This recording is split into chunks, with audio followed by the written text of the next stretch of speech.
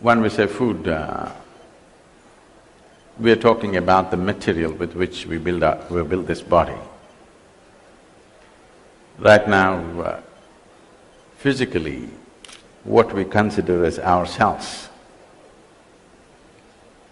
is essentially a heap of food that we've eaten.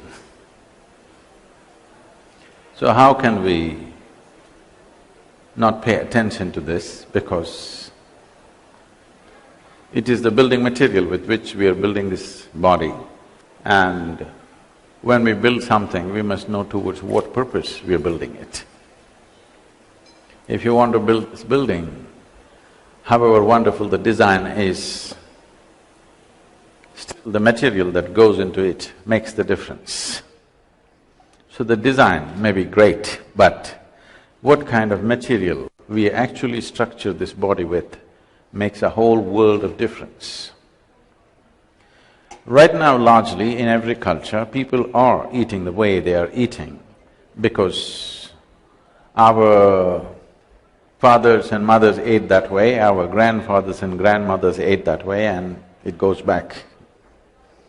We need to understand, when they ate that way, they did not have options. Food was about survival. They ate what was locally available.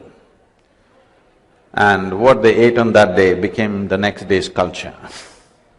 But today we have come to a place where wherever you are in the world, you're in Doha but you're eating fruit and fresh vegetable, which I'm sure 100 years ago nobody ever tasted. So now we have choices. It is time to consider what is it that should go into our system. First of all, what is objective? In the yogic culture, we have this, if you want to be a menial laborer, you want to work 10-12 hours a day physically, you must eat one way. You want to be an athlete, you want to eat another way. You want to be a warrior, you must eat another way. You want to use your brain, you must eat another way. You want to be loving and nice, you must eat another way. Like this, for different objectives, we eat differently.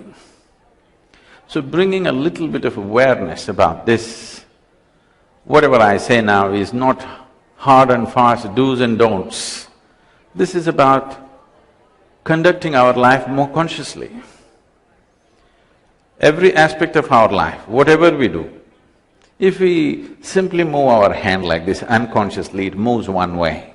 If you move this consciously, it moves another way. If you simply throw words out, it happens one way. If you throw these words out consciously, it happens another way. Similarly, if you simply throw food, it happens one way.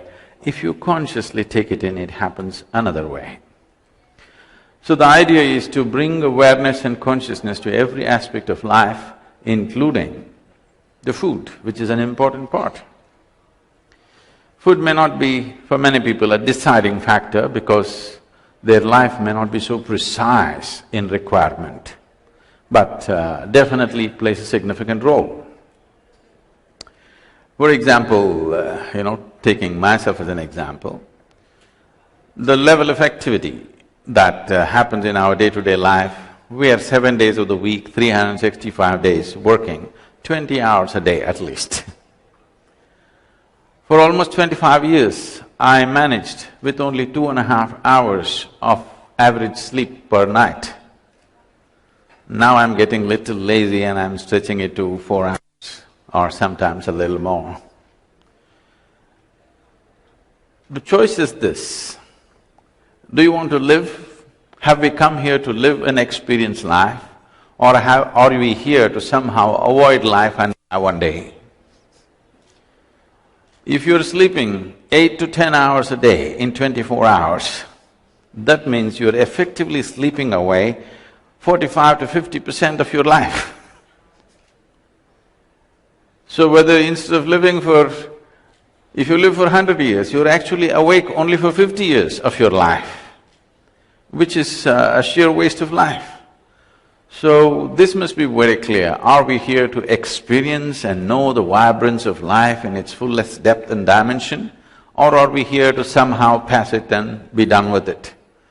So only if you are concerned about making life happen at its highest possible level, then what you consume becomes an important part of this. There are many ways to look at this in this brief amount of time that we have. It could lead to confusions if I go into very sophisticated way of looking at things to come down to something very simple. If you look at any machine, when I say machine, we have seen, all of you are deeply engrossed in your cell phones, I'm seeing. Whether you take a cell phone as a simple machine, it's not simple for you. Or you take a car or a computer, whatever, all of it needs some kind of energy to perform. Let's take a car as an example. Suppose you take a petrol-driven car and put diesel into it, it may still manage a little bit, but it will not function at its optimum. In this way, if you look at it, this machine, the human mechanism, is the gadget on the planet. It is the highest and the most sophisticated machine on the planet that we have known. Any number of machines are there, but nothing comparable to this one. This is the most sophisticated machine. We're still not able to figure out a single molecule of DNA as to how it functions. With all our brain, we still can't figure it. That's how complex and sophisticated it is. When you have such a machine, how you conduct it becomes very, very important. It is so subtle, the very way you sit and stand affects the way it functions. Shall we do a little experiment with you? Hello? Shall we do a little experiment with you? If you're willing to sit up with your spine erect, you keep all the five fingers together, that means you must keep your phone down. If you keep your five fingers together and place it upon your thigh, gently placed, do not press, gently placed. What we will do is, don't do it right now, look at me. Holding it upon your thigh like this, with your eyes closed, breathe slightly deeper than normal. How you normally breathe, slightly deeper than normal, and notice how the air fills up into your lung. Or in other words, where is the maximum expansion and contraction? Observe this. As you're doing this, I will say switch with your eyes closed without breaking the rhythm of your breathing, just turn it over, and again when I say switch, get back. In these two positions, something very fundamental about your breath will change. I want you to notice what is the change, and you must be able to tell me. You will be able to notice this only if your spine is erect, your eyes closed, and your mind is focused on your breath. Shall we do this? Please close your eyes. All the five fingers together, gently placed upon your thigh, slightly deeper than normal. Just inhale and exhale, noticing how the air fills up into your lungs. Your eyes closed.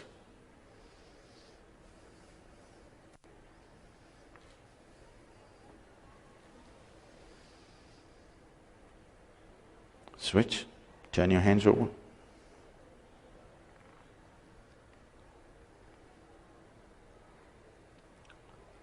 Switch again.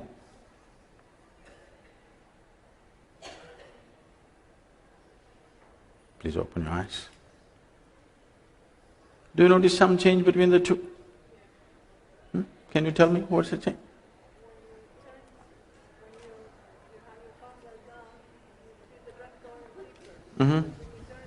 Okay.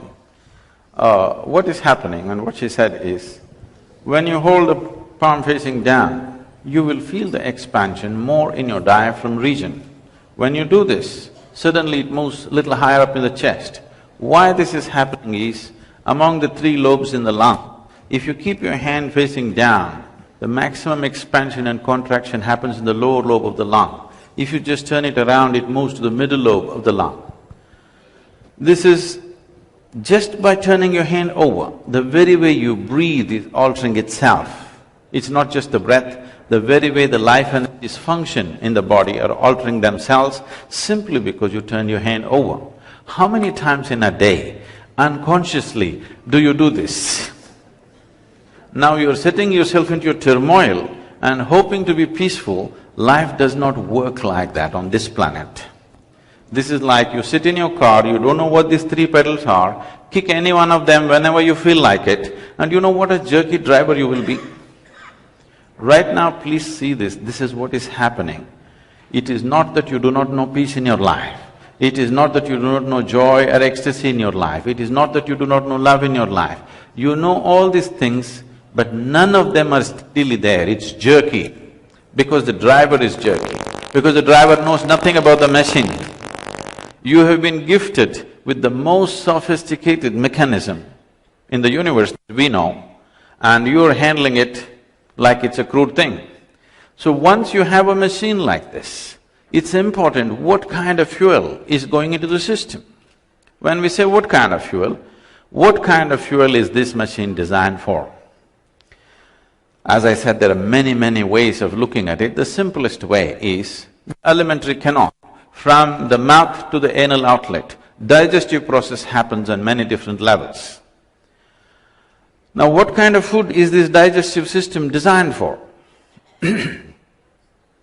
If you look at the animal kingdom, largely in the world, there are carnivores and herbivores. Animals which eat vegetable material and those which eat meat. Between these two, carnivores and herbivores, there is a significant difference in the way their bodies are constructed, and particularly their alimentary canal, which is the digestive process. One basic thing is, to start with, if you look at all the herbivorous animals, they have incisors in the front, cutting teeth, and molars at the back, which are grinding teeth. All the carnivorous animals have incisors, not so well-developed molars, and they have two extra pairs of canine. That is, if you want to eat meat in nature, to tear the meat and eat, you need this extra pair of teeth. Somehow, please check, you don't have them. And if you check the jaw movement of herbivores and carnivores, all the carnivores have only cutting action in their jaw movement. They have to just cut their meat small pieces and eat it. All the herbivorous animals have cutting and grinding action because you're supposed to grind your food. Why this design difference is, if you ever put a little bit of rice in your mouth and leave it there for a minute and close your eyes and observe, you will notice the rice will turn sweet. Raw rice will turn sweet in your mouth because the carbohydrates are being converted into sugar right here in your mouth region. Because there is a certain enzyme called phthalate in your saliva, which every herbivorous animal has, which starts the digestive process in the mouth region itself. None of the carnivorous animals have this, so they only cut and eat, swallow their food. Herbivores are supposed to chew their food and eat. If you go a little further, the length of the alimentary canal, if you look at it, in all the carnivorous animals, it's only 3 times the length. In all the herbivorous animals, the length of the alimentary canal is approximately 5 to 6 times the length of your body. Do you know what is the length of this pipe running through your body? No, there are doctors. I'm sorry? It is anywhere between 24 to 30 feet, which is approximately 5 to 6 times the length of your body. So in this kind of alimentary canal, if you put the duration of time that a particular food item takes to pass through, if you put raw meat into the system, it will take anywhere between 70 to 72 hours to pass through the system. If you put cooked meat into the system, it will take 48 to 52 hours to pass through the system. If you put cooked vegetarian meals, it will take 24 to 30 hours to pass through the system. If you put an uncooked vegetable, it will take 12 to 15 hours to pass through the system. If you put a fruit, it will take 2.5 to 3 hours to pass through the system. If you keep raw meat outside in summer, for 72 hours, what happens? Similar things happen in your body, or in other words, enormous amount of rotting process happens and excessive bacterial activity is taking place within the body. Keeping these bacterial levels lower in the body becomes the biggest function that the body is functioning and doing right now, which makes one… I see that with regular lunch, dinner, these everywhere, either coffee or worse, Coke is being served, because without that, most people will fall asleep on the table. because that is the nature of food that we are consuming. The level of inertia that this food is creating is such. Now all the doctors, particularly in the West, are saying minimum 8 hours you must sleep. Sleep is not a requirement in the body. Restfulness is a requirement in the body. When I say restfulness, right now I'm standing, walking and speaking, but if you check my pulse on an empty stomach, you will see my pulse will be somewhere between 36 to 44. Right now, it may be in the range of around 50. If body is going at an easier pace, the amount of rest that it demands in terms of shutting down will come down considerably. It's like you have a car which needs 15 days in a month, it needs to be serviced. You could as well walk or ride a bicycle, you know. If it needs 1 day in a month service, all right. If it needs 15 days servicing in 1 month's time, it's not worth having. That is how one will begin to feel about their own body. When it needs too much servicing, you wonder why the hell you're here. That thought will very easily come. When the body pulls you down, people will wonder, why am I here? What am I doing? These questions will come. Businesswomen who have big plans in their life, the most important thing is have a vibrant and alert body which is willing to do what you want, which is willing to stay awake, which is willing to wake up when you want. It doesn't fall asleep in the middle of something. It's very, very important to have an alert and agile body. Now, nourishment problems are there. So living in a desert, if I just depend on vegetables, after all, everything has to come from somewhere, I may not have enough nourishment, that problem is there. So if nourishment is a problem, if we have to eat some kind of non-vegetarian, the best way to eat it is what is furthest away from us in the evolutionary scale, we must eat that. The closer they are to us, the more information to process. When I say more information to process, right now, you need to understand this, that your body is forming itself, the way it is forming itself, only because of a certain level of memory and information that it carries. When I say memory and information, people think memory and information is in their mind. No, what your mind carries is a minuscule. A body carries 1 trillion times more memory than you can imagine.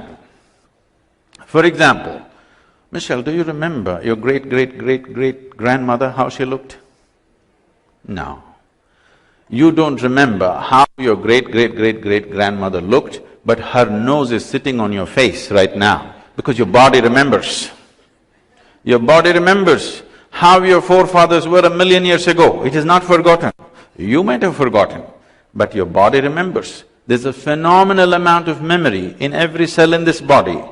And similarly, the more evolved a particular creature is, the more complex it has become, the more difficult it is for the system to absorb and make it a part of itself. So suppose you eat an animal which has emotions. The moment you consume an animal with emotions, the complexity of information in that animal is such that it will not integrate easily into our system. If you eat an animal which does not have so much thought and emotion, its ability to retain its own structure is very minimal and it integrates itself into our body as a part of ourselves very easily. So when we consume something, this is the fundamental criteria, that we want to eat something which is a simple life. Without consuming some life, you cannot exist here. Whether it's a plant, vegetable, fruit, animal, everything is life. Now the idea is to consume a simpler life which has less capability of thought and emotion. The more capability it has, your ability to integrate that will become less, or in other words, the nature of that animal will start manifesting within ourselves in some ways. It is not that if you eat a camel, you will become a camel tomorrow morning. But over a period of time, a little camelistic trends can come. So, unless when somebody is extraordinarily physically active, they are able to manage this to some extent. As physical activity comes down, how consciously you eat makes a world of difference. A human being need not be serviced for 8 hours a day. If only if he or she eats properly, the kind of food substance which easily integrates into the system, the kind of food substance that will not create inertia, but it will create dynamism, the kind of food substance which will not need to stay in the body for long periods of time, something that passes through the system quickly. Carnivorous animals have a short alimentary canal because meat passes through the system slowly. Herbivores have a long alimentary canal because vegetable matter passes through the system very quickly. And we have a long alimentary canal, and the purpose of a long alimentary canal is a more complex process is possible. When a more complex process is possible, what it means is the quality and the nature of the food in some way impacts us in character, in the way we are, in the way we think, emote and behave within ourselves and around us. So how consciously we consume food and how conscious we are as to how food behaves within us. If you are conscious enough, if something appears in front of you, you will simply know whether to eat it or not eat it. If that kind of awareness is not there, one has to have function by information as to different foods, how they behave and they do not behave. I was speaking to a medical group in United States, and I told them, the way America is eating right now, if you change the way you're eating, you can bring down 60% of the incidence of cancer in this country, simply if you change the way you're eating. Because you're eating food which is on an average about 45 days old. In the yogic culture, if anything is cooked, within 1.5 hours you must consume it. From the stove straight to the plate, always. I'm sure in this culture also it was like that till recently. So, as you keep the food and it starts deteriorating. If you eat deteriorating food and then you're wondering why your own body cells are working against you, that cannot be helped. We are spending billions of dollars in research for the ailments that we have created. We need to understand this. Every human cell, every cell in this body is essentially programmed for health. But right now, 70% of the ailments on the planet are chronic, or in other words, they're self-created. There are infectious diseases which are an invasion from another organism. That has to be dealt with medicine.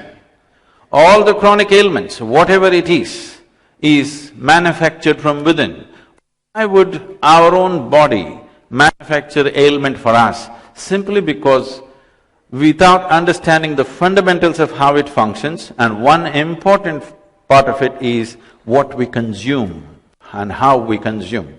If we change this one aspect as to what we're consuming and how we consume it, health could be a natural process for most people. I would say 60 to 70% of the population will never get into health if only there's a little more conscious way of eating on this planet. If you have questions, please.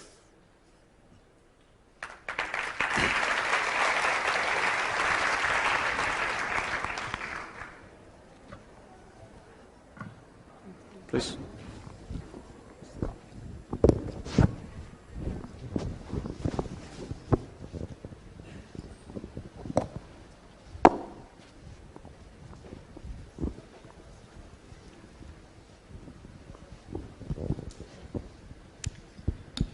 Hello. Thank you for a very inspirational speech. I have two problems, chocolate and cigarettes. And I know I need to stop them, but what is your advice for me to have more self-control? Thank you. A cigarette is not a foodstuff, so I will leave it alone. About chocolates, it happened one day on the Florida beach. A man was walking and he found a lamp, a kind of a lantern which was sticking out of the sand. He took it out and just to check what it is, took his shirt and just wiped it and lo, a genie arrived. You heard the story before. So the genie said, 3 gifts, whatever you want, 3 boons I will give you, what do you want? He said, wow, I want a red Ferrari. Right there on the beach, a red Ferrari arrived. Then he said, wow, this is for real, I want $1 million, $1 million in the back seat. Then he said, what is the third one? He thought about it and said, I want to be irresistible to women. He turned into a box of chocolates.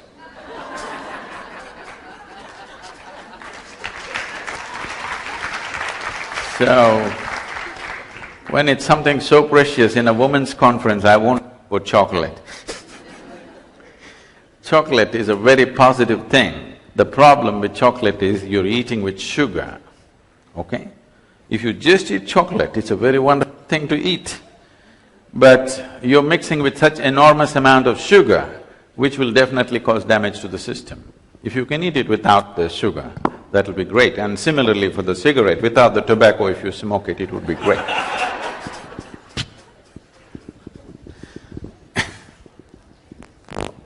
I'm sorry? That's why I said chocolate is great, it's the sugar which is the problem. That's up to you. See, we have gotten used to like a cigarette or coffee or whatever, these are nervous stimulants. If you consume a nervous stimulant, it'll pep you up for a certain amount of time and then dump you. So you consume, let's say next 2 years, you consume coffee every day in the morning. One day, if there is no coffee, you will freak, you will get headache, you will get all kinds of problems because you are used to the nervous stimulant now. If you use any kind of stimulant or intoxicant upon your nervous system, your ability to perceive will go down. When I say your ability to perceive, see, if I stand here with my eyes closed, if somebody enters this hall, with my eyes closed, I will tell you what kind of person has entered this hall. Oh, is this some yoga? No, even your dog can do it, isn't it? Yes or no? Your dog is sitting under the sofa, somebody at the door, he knows who has come, yes or no? Does he know or not? He knows. Now, when a dog can know, why is it that you cannot know? Simply because we have dulled our nervous system in so many different ways. First of all, living in urban centers, our nervous system is dulled by excessive input, the type of food that we eat, stimulants, intoxicants, all these things. If you dull your nervous system, the statement that you're making to life is, I want to dodge life, I want to avoid life, I don't want to experience life. So if that is the thing, if we cut a nerve in your spine, you will not experience anything. Shall we do that? You're trying to do it slowly, I'm talking about doing it more efficiently. Is that what you want to do to yourself? Because only if your nervous system is at its highest level of relaxation and alertness, only then you will know life in its entirety. Otherwise, simply what somebody has told you and taught you, that's all you will know. You will not perceive life the way it is. So, whether you're consuming coffee, cigarette, this, that, if by choice somewhere you're doing something, that's up to you, I don't get into those aspects of your life. But if it's compulsively happening in your life, it's time you do something. Things that we created should not rule our lives, isn't it? If you're doing everything by choice, consciously, it's up to you. If they are compelling you to do certain things, it's time you worked on it, it's time you did something about it. Please.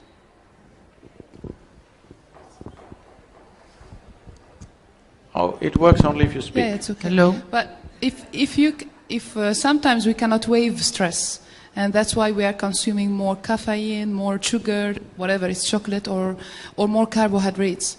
So if there are any other equivalents that we can use under stress? I mean food equivalents. So we are addressing this as if stress is a part of your life. This happened to me a few years ago. When I first went to United States, Wherever I went, people were talking about stress management. I couldn't understand this. Why are people talking about stress management? My understanding, we manage things which are precious to us, our family, our wealth, our business and whatever else, whatever is precious to us. Why would anybody want to manage stress? It took me a while to understand these people have made a conclusion that stress is a part of their life. Stress is not a part of your life. You must understand this. You're stressful not because you have children, you're stressful not because you have a business to run, you're stressful not because life is not going the way you think it should be going. You're stressful simply because you do not know how to handle yourself. Your own body, your own mind, your own emotion and your own energies are in conflict with each other. They're in a state of friction. If this was well lubricated, there definitely would not be any stress. If this system was going very smoothly within yourself, there would not be any stress. Essentially means friction, isn't it? However wonderful a machine that you may be driving in terms of your car, if you drive it without the engine lubricants or engine oil, it won't last for 10 minutes.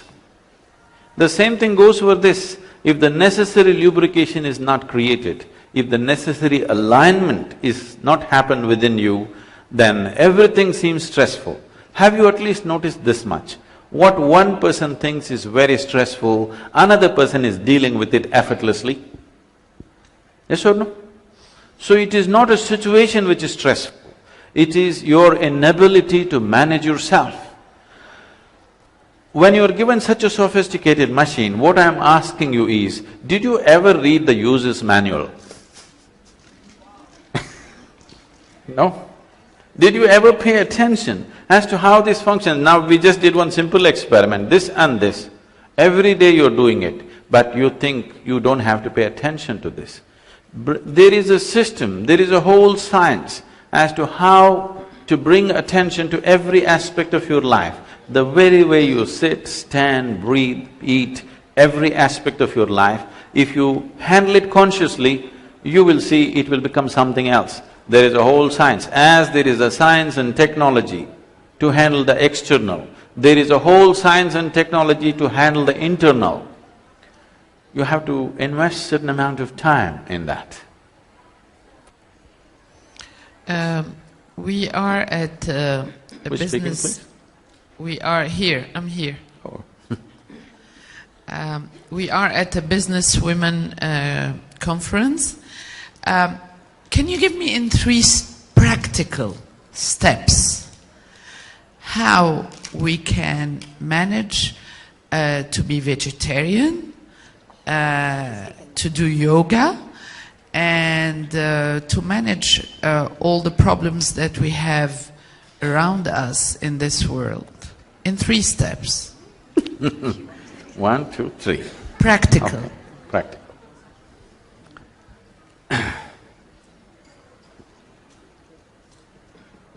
If you just had a hammer and an anvil, which is the most basic tool, 1, 2, 3, I could teach you in 3 steps. But you have a very complex, sophisticated machine which is capable of incredible things. When you have such a machine, I would say, let's pay a little more attention to it, if we want a good yield out of it. If it was a very simplistic thing, we could have done it in a very simplistic way. But anyway, right now we have only time for 3 steps. One thing you could do is, we could have offered it to you right here, otherwise this is offered free to millions and millions of people across the world. It's a simple process of meditation, which takes 12 minutes. You can go on the net and with a guided voice you can practice this.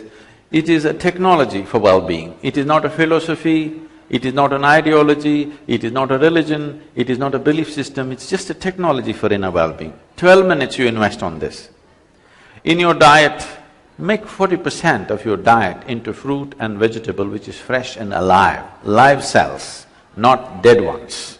Bring 40% into your daily life, whichever way it's convenient for you. It is best if it's brought as one single meal, as dinner or something. But if that's not possible, just add it somehow. whichever way. But if it comes as a separate meal, it's most effective. And simple yoga cannot be taught like this because the simplest of yoga involves phenomenal amount of geometry. Today, yoga is being taught as a fitness mechanism, like they teach aerobics, they're teaching yoga. We would not want to teach something like that because something very profound, if it's taught in a very simplistic way, you will lose the possibility. Suppose I give you an airplane, you're given an airplane and you don't know what it is, I come and say, you chop off these two wings which will anyway obstruct things and drive it like a car, you may like it, but it's a disaster to drive an airplane with chopped off wings. So, the third step would be that you invest 2 or 3 days to learn something very simple. Don't go for big things, something very, very simple. 2 or 3 days you invest to learn something and bring it into your life, it will do a phenomenal change in your life, these 3 things, 3 steps. Good morning. And anyway, to tell you, I'm not a businesswoman, but I'm running more than half a dozen businesses and foundations and activity and movements and projects across the world. So I'm not somebody who sits in a cave and meditates all the time, okay?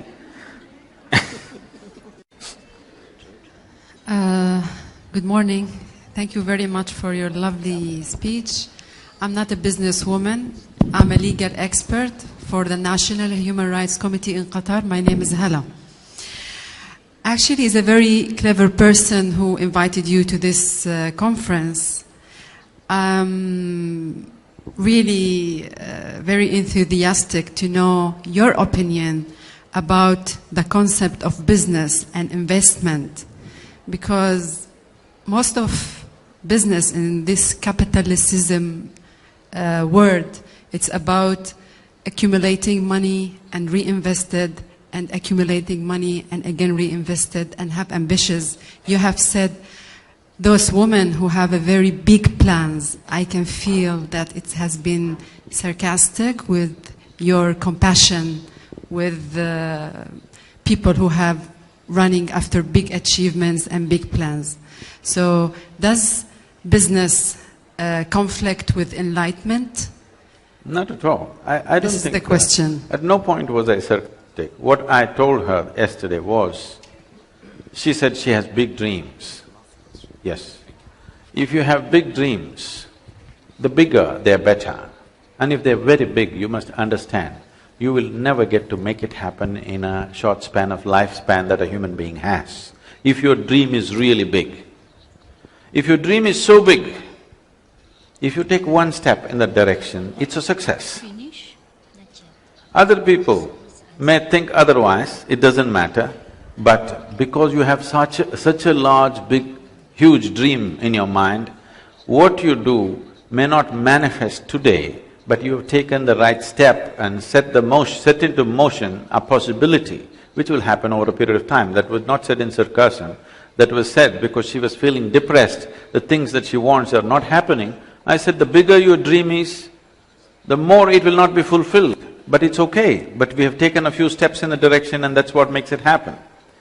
Now for us here, as a business conference here, what we need to understand is, there was a time a few hundred years ago when the religious leadership had the maximum influence on the societies in the world.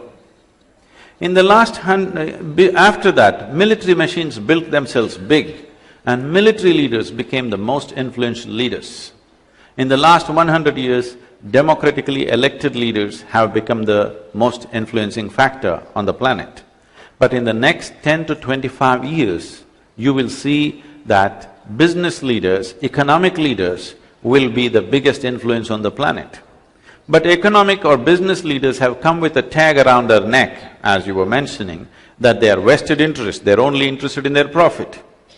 So it is a time in history that business leaders have to move from a simple ambition of personal profit to a larger vision of well-being, because such a responsibility is coming their way if they don't want to fail in this responsibility. It's time that business leaders move from simple ambitions that one has to a larger vision of transformation and well-being. Thank you very much.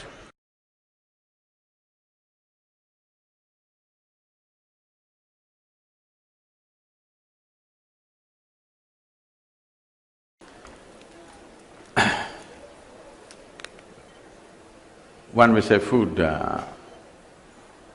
we are talking about the material with which we build this body.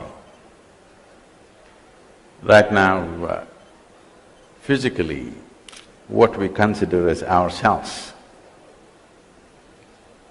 is essentially a heap of food that we've eaten. So how can we not pay attention to this? Because it is the building material with which we are building this body, and when we build something, we must know towards what purpose we are building it. If you want to build this building, however wonderful the design is, still the material that goes into it makes the difference. So the design may be great, but what kind of material we actually structure this body with makes a whole world of difference. Right now, largely in every culture, people are eating the way they are eating because our fathers and mothers ate that way, our grandfathers and grandmothers ate that way, and it goes back. We need to understand, when they ate that way, they did not have options. Food was about survival. They ate what was locally available, and what they ate on that day became the next day's culture. But today we have come to a place where wherever you are in the world, you're in Doha but you're eating fruit and fresh vegetable which are